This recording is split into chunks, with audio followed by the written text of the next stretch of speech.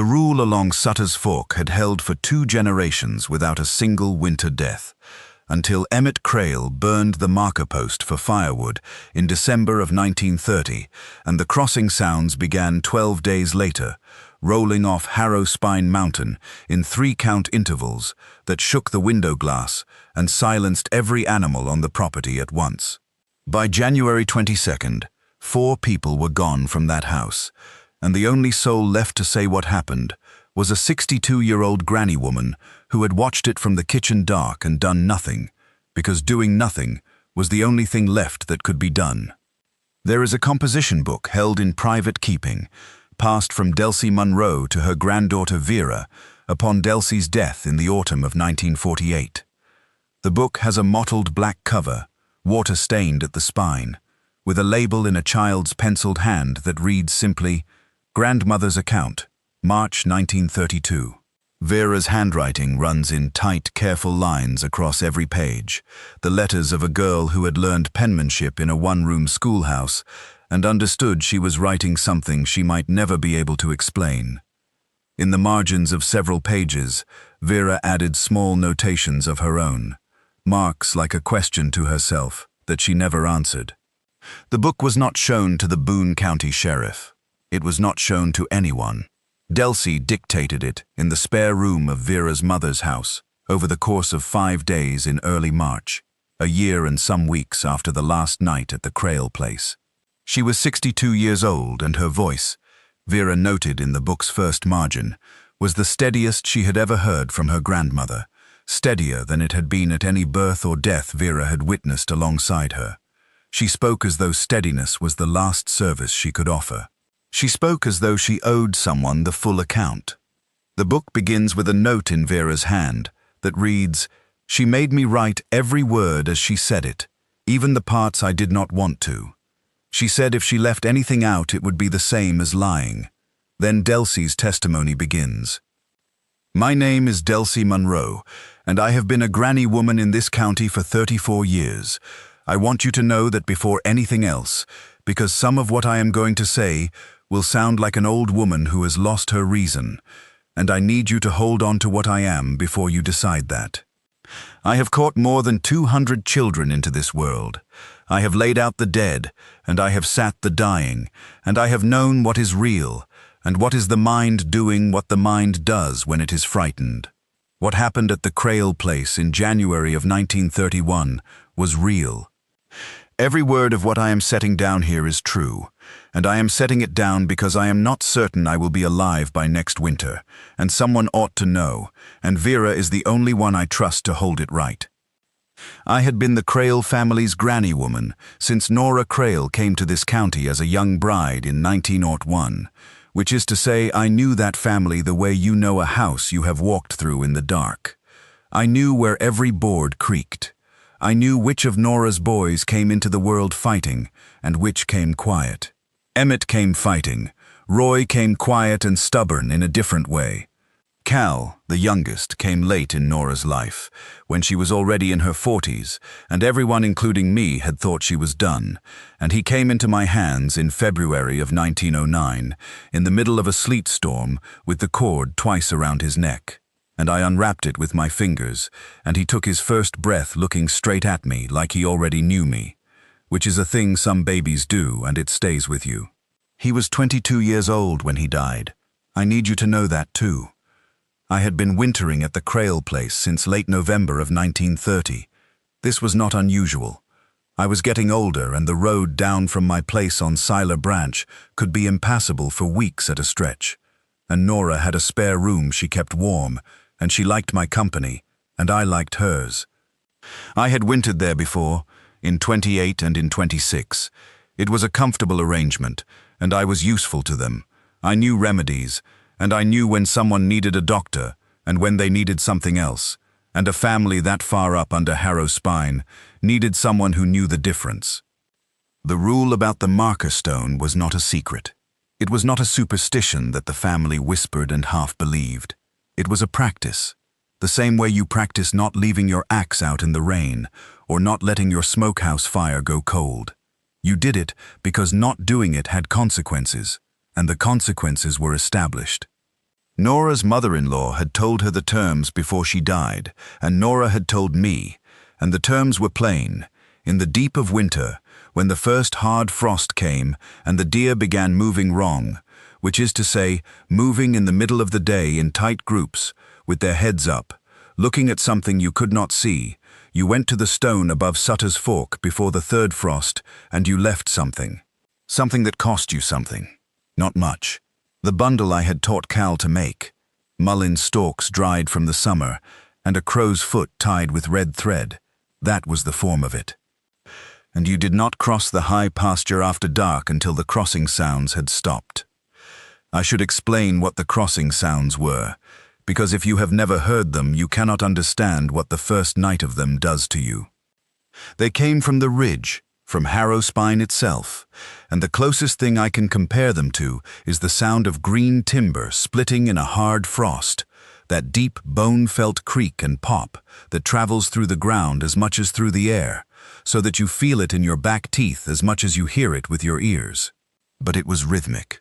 3 counts, then silence. 3 counts again. A little closer. 3 counts. Closer still. And then nothing. The first night it came, the whole property went silent alongside it. The hogs stopped their rooting. The dogs and the krails had 3 good dogs, stopped moving on their chains. I had heard owls every night up to that point, and I heard not one owl for the duration. Even the wind off the ridge seemed to pause between the 3-count intervals, as though the night itself was listening. That first night it came from the far ridge and stayed there, and I lay in my bed and I knew what it was, and I knew what Emmett had done, and I knew what was going to happen if it was not answered before the next crossing, 3 nights hence. I should say that I have not told this story to anyone, except Vera. And I am telling it now because I am old and my lungs are not right, and because I believe the arrangement has held for long enough that speaking cannot break it further. I believe this. I do not entirely know this, but Vera has a good head and steady hands, and if something needs to be done with what I tell her, she will know what it is. You who read this, whoever you are, I ask you to read it in that spirit. Now, let me begin at the beginning of those 3 weeks, which is to say, let me begin with Emmett and the marker post, because nothing that followed can be understood without it. Emmett Krail was 41 years old in December of 1930. He was a capable man in the way of capable men who have never been tested past what they could manage. He could read and he could cipher, and he had opinions, which he shared freely. He had gotten it into his head that winter that the hard times bearing down on everyone, and 1930 was a hard year along every creek in this county, that those hard times called for a man to stop carrying practices that had no grounding in scripture or reason. He had been saying this all November, tightening up on what he considered waste. He cut the portions at supper. He kept the fire lower than Nora liked. And in the second week of December, when the woodpile was running shorter than he wanted, and the spare fence posts and the old corn crib boards had already been burned, he went up to the marker site above Sutter's Fork and pulled the post out of the ground and carried it back and split it. I was in the kitchen when he came in with the first armload.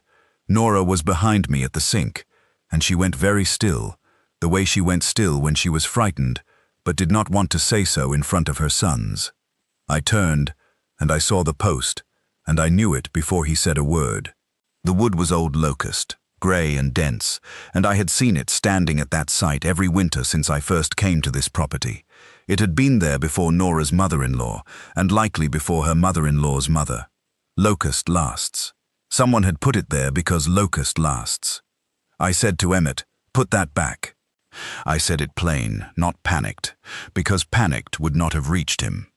He said what I expected him to say, which was words to the effect that he had better uses for good locust than decoration for a creek bank, and that I was welcome to walk back up and stick a different post in the ground if I felt so strongly about it. I told him it was not the post that mattered, and he knew it, and that what mattered was that the site be maintained and the terms be honored before the third hard frost, which by my count was no more than 10 days off. He said, "There are no terms, Delcy. There is just cold weather and old women who remember worse." I want you to understand he was not a stupid man. He was a man who had decided not to know something. There is a difference, and the difference matters, because a stupid man can be redirected, and a man who has decided not to know cannot. I had known Emmett for 40 years, and I could see in his face that the decision was made, and had been made for some time, and that the burning of the post was not an impulse but a conclusion. I did not argue further. I went back to what I was doing, and I looked at Nora, and she looked at me, and we did not speak, but what passed between us was plain enough. That night I went up to the site myself to see what could be done. The post hole was still there, a dark socket in the frozen ground, the earth around it disturbed where Emmett had worked to pull it free. The stone itself was there, a flat piece of grey limestone about the size of a washpan, set flush in the bank above the fork where Sutter's Creek bent east. Someone long ago had cut a shallow depression in the top of it, a channel, not natural, worked with a tool, and I have always understood that channel to be the relevant part of the arrangement, the place where what you left was left. The depression was empty. I did not have what I needed to make up a proper bundle that night. The mullein was in my bag back at the house, and I did not want to go back for it without understanding what time remained. I put my hand on the stone instead, and I stood there in the cold for a while, and I listened to the ridge. The ridge was quiet. The first frost had come in late November. The second had come on December 8th. By my reckoning, the third would come within the week. I stood at the stone and I thought about what I had, and what I could offer, and whether it would be enough, and I concluded that if I made up a proper bundle and brought it before the third frost, there was a reasonable chance the terms could be met, even without the post, that the post was a marker, and a marker could be replaced. I went back to the house, meaning to do exactly that. The third frost came on December 13th, 3 days earlier than I had reckoned. A warm spell in late November had confused my count. When I woke that morning, the window glass was sheeted white, and the temperature had dropped another 15 degrees overnight. And I lay in my bed in the spare room, and I understood that the time had passed, and the bundle was still in my bag, and the depression in the stone was still empty, and what was coming had already begun its accounting. I did not tell Emmett this. I told Nora, privately, in the kitchen, while the boys were at the barn. I told her what I believed would happen, and what, if anything, could still be done, which was diminishing, but not nothing. I told her that the arrangement was not broken permanently, that it could be resumed, that it had been broken before, or nearly so, and that what was required now was to restore the site and leave the offering, and not cross the high pasture after dark, and to wait for the crossing sounds to cease before resuming ordinary movement at night. Nora asked me how long. I said I did not know exactly. I said that in the account I had been given, when the arrangement had been disrupted before, it had taken between 1 and 3 crossings before the debt was acknowledged, and the sounds stopped. I said the important thing was not to provide the debt in a way that was not chosen, which is to say, not to be taken. You honored the terms or you waited in the house. Those were the options. Nora was quiet for a long time. Then she said she would talk to Emmett. I will not describe that conversation, except to say that I heard it from the next room, and that Emmett's voice went the way voices go when a man feels his authority questioned, up and hard and quick, and that Nora did not push past the point where pushing would have made things worse between them, and that when she came back to the kitchen, her face was arranged into an expression I recognized from years of sitting with women who had decided to carry something alone. The first crossing sound came on the night of January 12th. I had been expecting it since Christmas.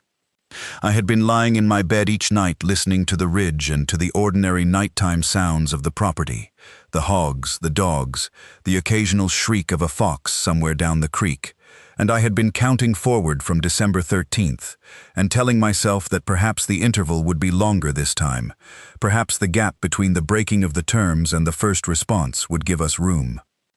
I had been telling myself that, and not fully believing it, and on the night of January 12th, I was lying awake at something past midnight, when the first 3 count came off Harrow's spine, and I felt it before I heard it. A deep vibration in the mattress ticking, in the iron of the bed frame, in the bones of the floor beneath me. Then the sound arrived, that splitting groan, 3 slow beats with no more than a breath between them, coming from the far ridge the way a roll of thunder comes from a long way off, filling the room with something that was almost a sound and almost a feeling, and was entirely neither one without the other. Then silence. The silence after it was its own thing. It pressed against the walls of the house. Every animal on the property had stopped. Not gradually, the way animals settle at night, but at once, between one breath and the next, all the noise cut off clean, like a hand laid flat on a drum. The hogs stopped. The dogs went silent in a way that was not sleep and not calm. I could hear, very faintly, one of them whimpering, a sound so small and suppressed it was almost not a sound at all. Then even that stopped. I lay still. I did not go to the window.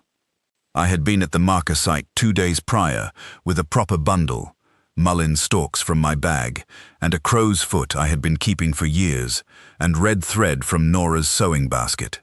And I had left it in the stone's depression, and smoothed the red thread flat, and stood there in the cold, until I felt I had done what I could. But I had done it 14 days too late, and I did not know whether the attempt would register or whether the debt was already fixed. The 3 count did not come again that night. Just the one pass, from the far ridge, and then nothing until the ordinary sounds of the night came slowly back, the hogs first, then the dogs, then the wind. I lay awake until first light. In the morning I told Nora.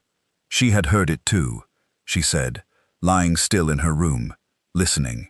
Emmett had slept through it, or said he had, and Roy and Cal had heard something but dismissed it as trees on the ridge contracting in the cold, which is a reasonable explanation for a single crack, but is not an explanation for 3 measured beats that stop all animal noise on a 30-acre property and then repeat themselves from progressively closer positions.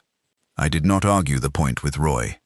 Roy was the quieter son, but he was also the one who had learned not to hear certain things. You run into that sometimes, in families where one person carries the knowledge and everyone else has decided not to. Cal was different. Cal was 22, and he had grown up watching me come and go from that house, and he had asked questions the other 2 had not. He had sat with me at the stone more than once, as a boy and as a young man, and he had helped me prepare bundles, and he had listened when I explained the terms. He understood that it was not a ritual in the church sense. He understood it was an arrangement, practical, like leaving water for the horses. Something required a thing, and you provided the thing, and it left you alone. He had the kind of mind that could hold a fact without needing it to be comfortable. When I came out to the kitchen on the morning of January 13th, Cal was already there, sitting at the table with his hands around a coffee cup, and he looked at me the way a person looks at someone when they have been waiting for them and have too much to say and do not know where to start. He said, "It's coming, isn't it, Delcy? Like you said it would." I said yes. He asked if the bundle I had left would be enough to stop it. I told him honestly that I did not know, that I had left it late, and that late might be the same as not at all. I told him that the safest course was what I had already told his mother. Restore the site, honor the terms, do not cross the high pasture after dark, and wait. He nodded. He did not argue. He was the only one in that family, at that moment, who was prepared to simply accept what I was saying, without the conversation becoming a negotiation. He finished his coffee and went out to the barn to do his morning chores, and I stood in the kitchen, and I thought about how much I wished it had been Cal who had gone for the firewood that December afternoon, instead of Emmett.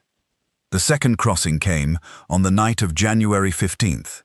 3 nights to the mark, as it always had, coming from the near ridge this time, not from Harrow's spine itself, but from the tree line at the top of the high pasture, close enough that I could hear the individual beats of it, distinguishable from each other. 3 slow, splitting cracks with a pause between each one that was just long enough to let your breath out before the next one came. The ground shook under it. The lamp on my bedside table vibrated, and the oil moved in the reservoir. But January 14th is where I need to take you first, because January 14th is the night Emmett did not come in from the barn. He had gone out after supper to check on a heifer he thought might be close to calving. This was ordinary. He took a lantern. He said he would be back in an hour. Nora and Cal and I sat in the main room, and Cal read from the almanac, and Nora mended, and I worked on a piece of knitting I had been carrying with me since October, a pair of socks for my youngest daughter. The fire was going well, and the room was warm, and from outside there was nothing to hear except the ordinary cold night quiet of a working farm. 2 hours passed. Nora said it was unlike him to be this long with a heifer that was not yet in active labor. Cal said he would go check. I said neither of them should go outside after dark, not until we knew whether the bundle had held. I said it the way I would say, do not put your hand in a fire. Not panicked, plain. Cal looked at me. He understood. Nora did not want to understand, and said so with the particular kind of silence that means a person is deciding to be angry at the messenger because the message is unbearable. We waited another hour. The lantern light we had been able to see through the kitchen window from the direction of the barn had gone out sometime in that second hour, and without it, there was only darkness in that direction, and I did not know what the darkness meant, and I did not want to look at it too long. Nora went to the kitchen window and looked out, and I heard her make a sound low in her throat that was not quite a word and not quite a cry, but was somewhere between them, and I came to stand beside her and I looked. The barn door was standing open. Not ajar, open wide, both halves, the way it would open if something very large had come through it in a hurry or in a manner that did not account for doors as an obstacle. The lantern was on the ground in the snow about 6 feet out from the door, tipped on its side, the light out. And there, between the barn and the beginning of the high pasture, Emmett's boots, standing upright in the snow, laced and standing upright, undamaged as far as I could see from the window, a pair of work boots belonging to a man who was no longer in them. I do not know how to make you understand what that looked like. They were just his boots. They were standing the way you set boots down when you pull them off before entering the house, perfectly placed. The snow around them was disturbed in a way I could not entirely read in the dark, but the disturbance extended from the boots into the high pasture and did not come back. I told Nora and Cal to stay inside. I told them to bar the door behind me. I told them if I was not back in 10 minutes, to stay inside regardless, and to not open the door for any reason until daylight. I went out. The cold that night was the deep, still kind, not windy, just absolute, the kind of cold where your breath crystallizes before it's gone from your face and the snow squeaks under your boots with each step. I went to the lantern and picked it up, but the oil was spilled and the wick was cold, and I could not relight it. I went to the boots. I crouched and looked at them, and at the snow around them, the tracks alongside the boots, beside and between Emmett's last footprints, were not a man's tracks. They were four-toed and very large, each impression 8 inches deep in frozen ground that should not have yielded 8 inches to any weight. The stride was long, longer than I could have jumped flat-footed. They came from the direction of the high pasture, and they went back into it alongside what I understood to be where Emmett had last stood, and then they were just the one set going back, deep and evenly spaced, unhurried.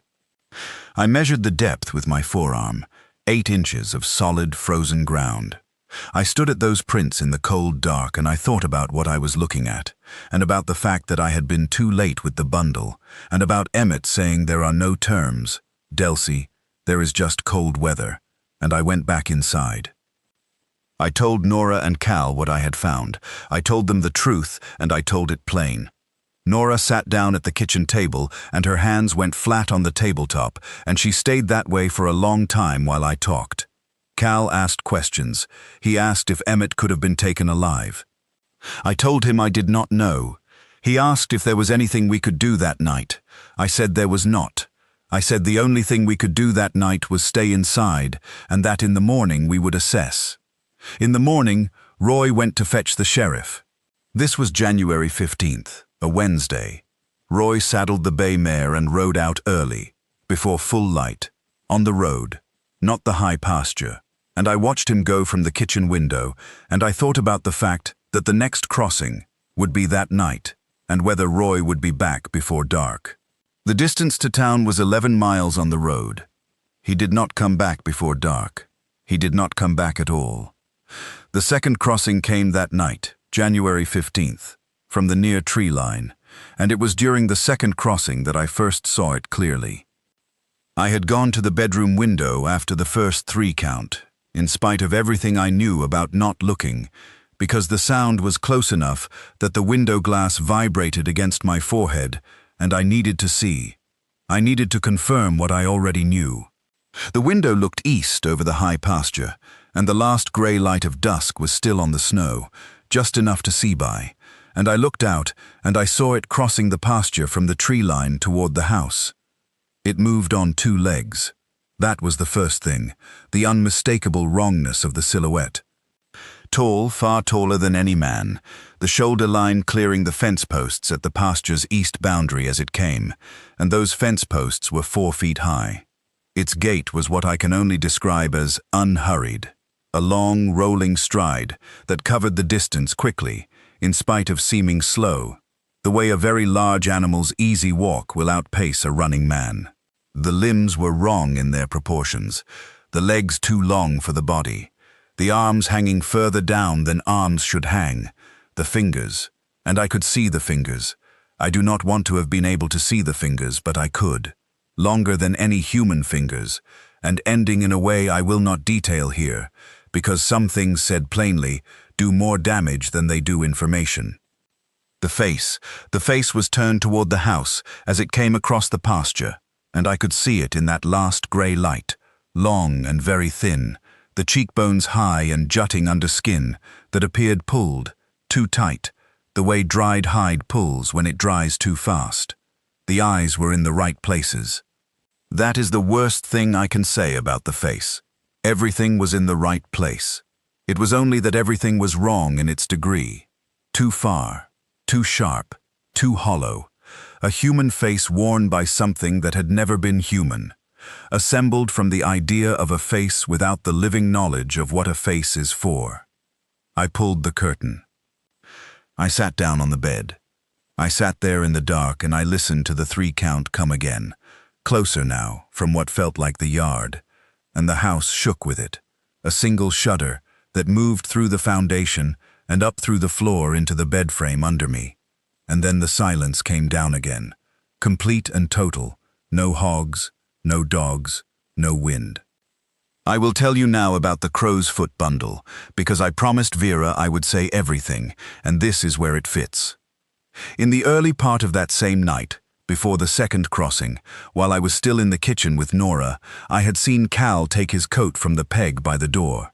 I had seen him go to my bag, which I kept on the table, and I had seen him open it and take out the last of my dried mullein, a bundle of 6 or 7 stalks, brown and dry from the summer. I had a spare crow's foot in the bag as well, kept there for any number of purposes, a piece of any granny woman's kit.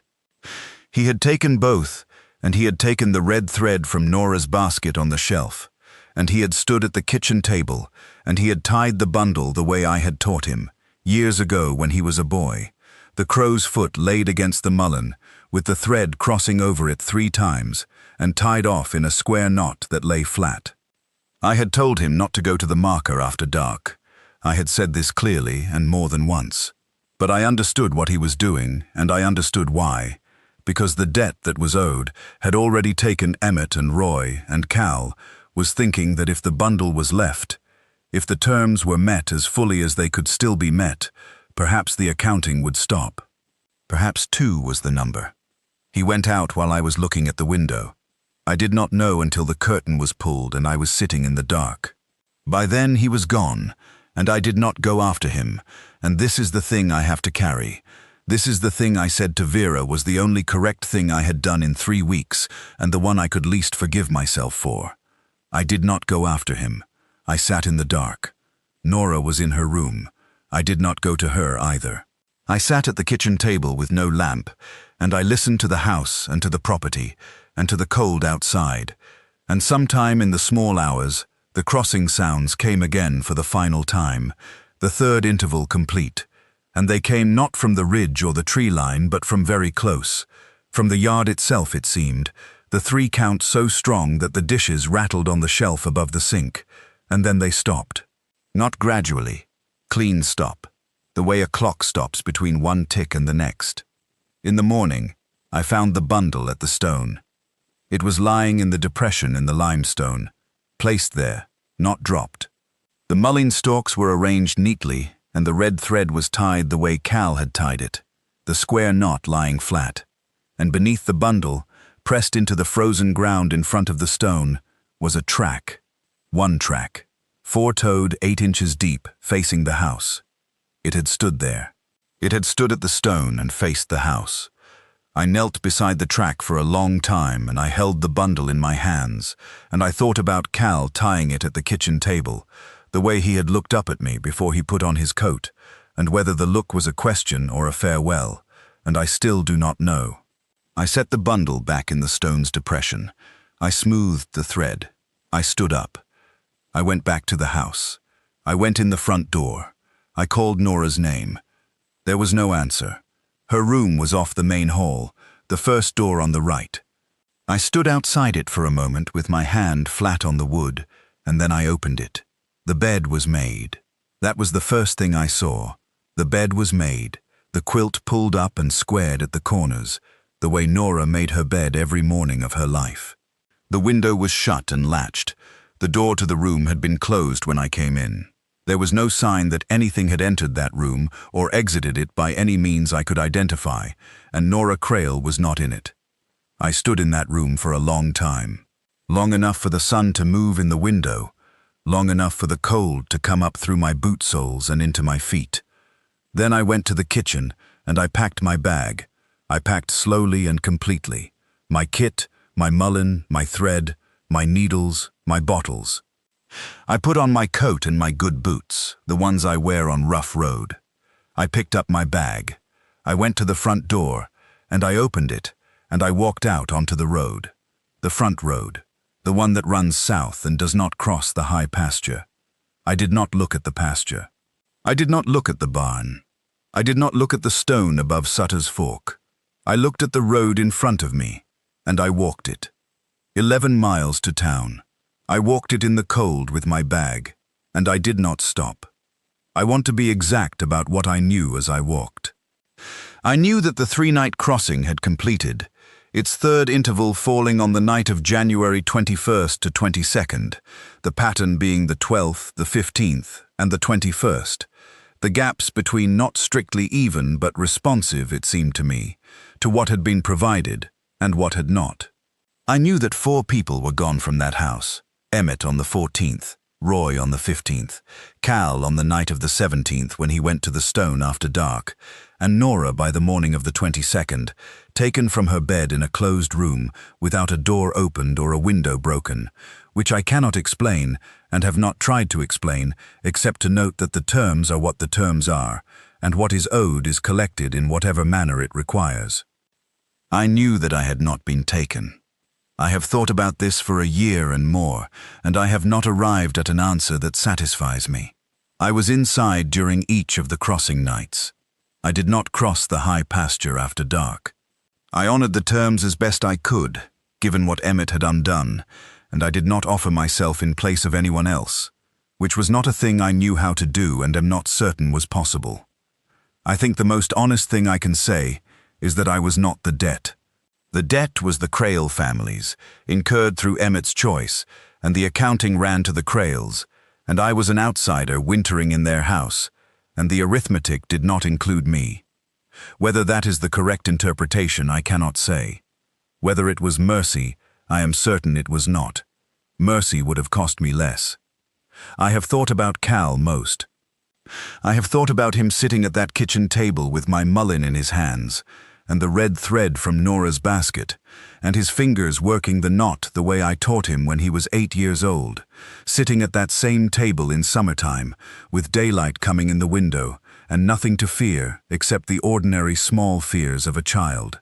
I have thought about him going out the door and crossing whatever he crossed to get to the stone, whether he went through the yard, whether he went around the long way, whether he ran, and I have thought about the fact that the bundle was there in the morning, placed neatly, the knot flat, which means he reached the stone.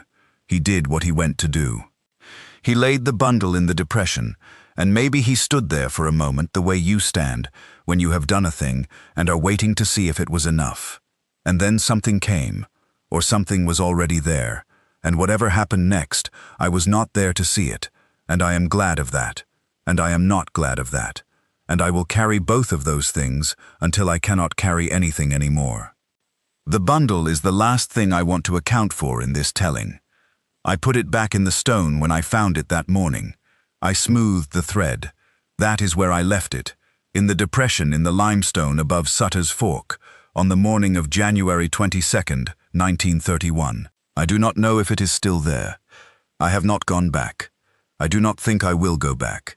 I think the stone and what is in it belong to the arrangement now, and I think the arrangement has resumed, the debt having been paid in full, and I do not believe my returning would serve any purpose except to disturb something that has settled.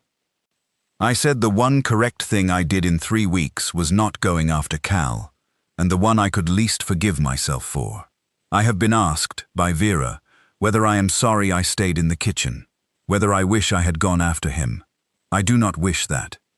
I know what going after him would have meant, and adding my name to the debt would not have taken his name off it. But not wishing I had gone and not being sorry are two different conditions, and I ask you not to confuse them. I am sorry. I have been sorry every day since. I expect I will be sorry on whatever day I have left, which I think is not many. That is what I can tell you. That is all of it. I have left nothing out. Delcy Monroe, in the hand of Vera Monroe, Ozark County, March 1932. The County of Boone, which administered that portion of Ozark County's records in 1931, entered the following conclusions in its public register. Emmett Crail, age 41, died exposure, January 14, 1931. Roy Crail, age 38, died misadventure while seeking assistance in severe weather, January 15, 1931. Cal Crail, age 22, died exposure, January 17, 1931. Nora Crail, age 63, died exposure, found deceased in her home following extended isolation, January 22, 1931.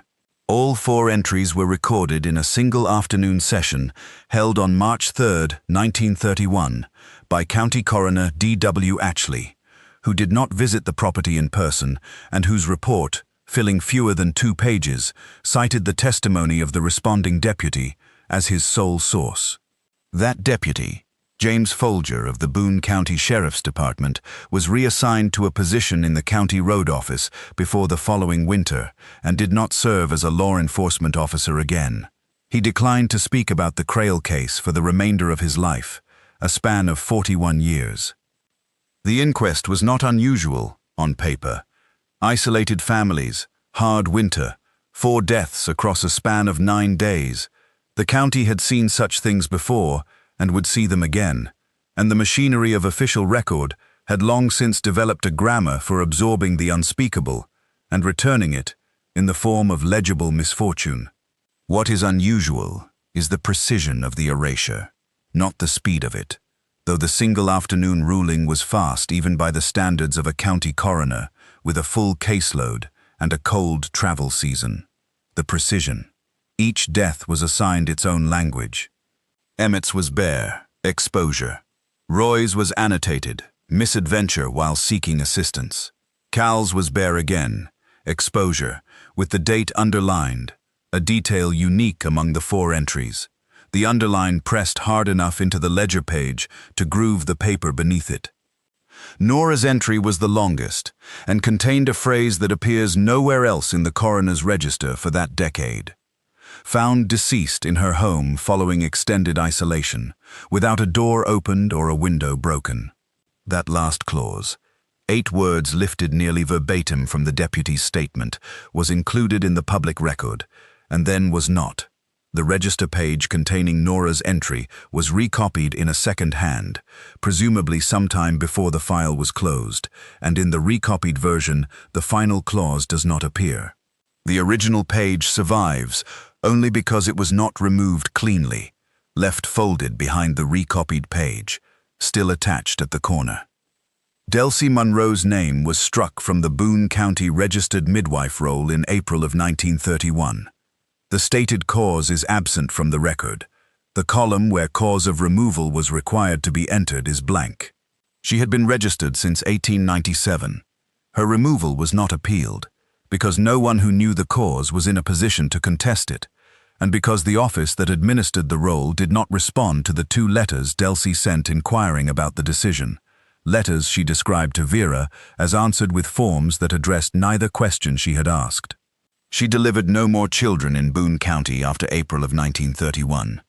Whether this was the intent of whoever authorized the removal, or a consequence of the removal's effect on her standing in the community, or whether Delcy simply declined to work under terms she had not been given, the record does not say. The record, by that point, had been arranged to say very little. The Crail property passed out of private ownership in 1934 through tax default, and was absorbed into a larger parcel that changed hands twice before the end of that decade. Neither subsequent owner built on the high pasture or made any use of the land above Sutter's Fork. Whether this reflects the poor quality of that ground for agriculture, or local knowledge that found its way to new owners in the manner that local knowledge travels, without paperwork, and in the manner of a warning that is never quite explained, cannot be determined from the official record. The official record has nothing more to say about the Crail family, the high pasture, or the stone above Sutter's Fork. It closed the file, and it did not reopen it. Someone decided that the file being closed was sufficient, and that the file being closed and the silence that followed were, in the most practical terms, the same thing as the situation being resolved. They were not the same thing. The land above Sutter's Fork in Ozark County is still there. The creek still bends east at the same place it bent in 1931, and the limestone flat that lies in the bank above that bend is still embedded in the same ground, its surface weathered another 9 decades since Delcy Monroe crouched above it and placed a crow's foot bundle back in its depression and smoothed the red thread and walked away. The depression in the stone has not silted in. Flat limestone in a creek bank will silt in over 90 years if nothing keeps it clear. The high pasture has grown over. Scrub cedar and blackjack oak have taken most of it, the fence line gone to rust and rot, the gate posts fallen. What had been a 30-acre working farm is indistinguishable from the surrounding hollow now, returned to the look of country that was never cleared. The barn foundation is still visible, if you know where to look. The house site is a rectangle of slightly different vegetation, a shade greener in summer where the old garden ground was, a shade darker where the cellar was. Harrow Spine Mountain has not changed in any way that a mountain changes. It is there above the hollow the way it has always been, and on nights in deep winter, when the temperature drops fast after a clear day and the deer move in tight groups with their heads up in the middle hours of the afternoon, there are people still living on that road who go inside before dark without discussing why, and who do not cross the open ground above the creek after nightfall, and who leave something at the old stone before the third hard frost without being asked by anyone and without explaining it to their children in any more detail than necessary, which is to say, in exactly as much detail as is required for the child to understand that this is not optional, and to understand it without needing to know why.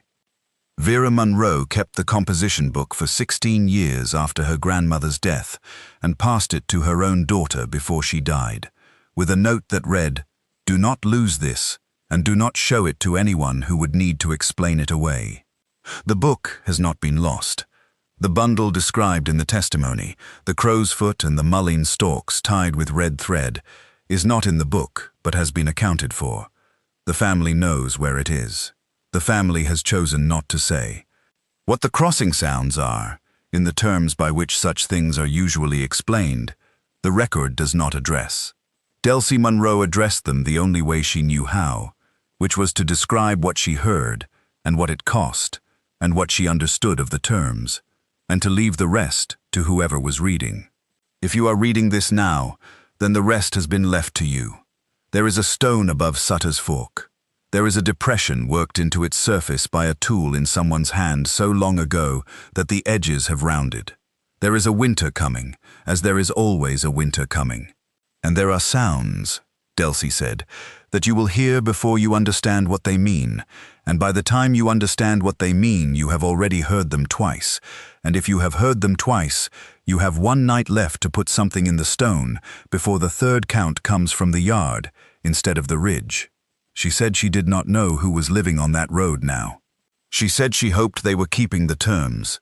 She said if they were not, she hoped someone would tell them before the first frost, and she said she was sorry she could not be the one to do it, that she had taught everyone she could reach.